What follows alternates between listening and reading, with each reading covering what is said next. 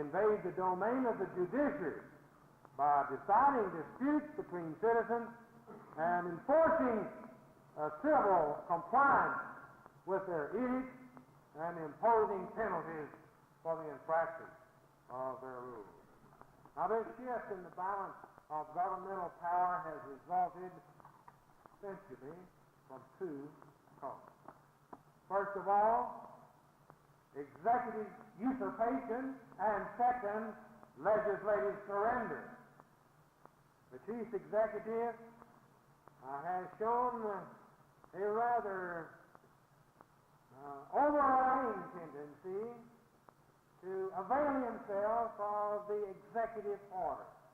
That's a little device whereby he could issue a mandate and have it printed in the Federal Register, and it takes the force and effect of law.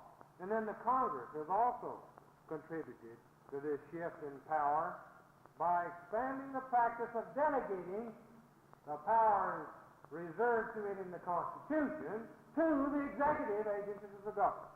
Now, ordinarily, of course, the executive is cautious about usurping legislative authority, and the Congress is reluctant to surrender its proper constitutional power domain to the executive.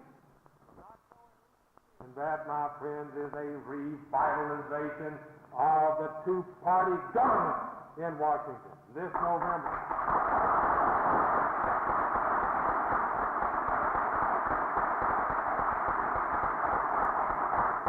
This November, the people of this country once again will have an opportunity to register their attitudes.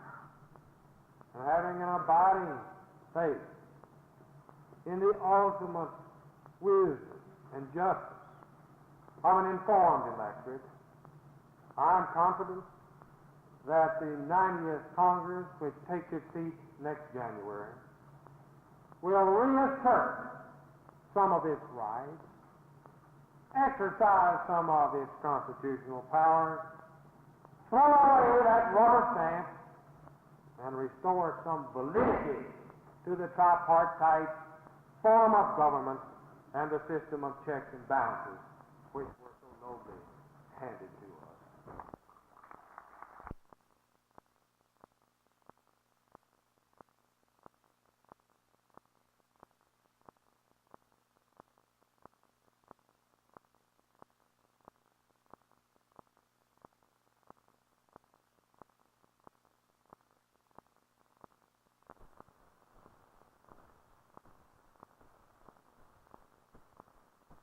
What America needs is a policy which will end the war in Vietnam without appeasement, not a policy of war by consensus.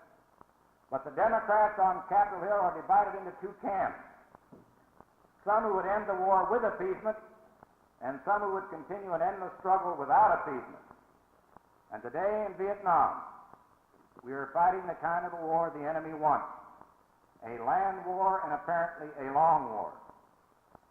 Now, the administration seems reluctant to reduce the war-making capacity of the aggressors in North Vietnam through airstrikes on all military targets.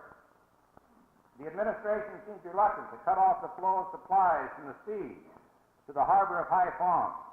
But above all, the administration seems reluctant to inform the American people and to take the American people into its confidence. Americans ask, and very properly so, where are the allies in Vietnam? And why has this administration failed to persuade our allies to help us fight the enemy? Not just our enemy, but an enemy of the free world.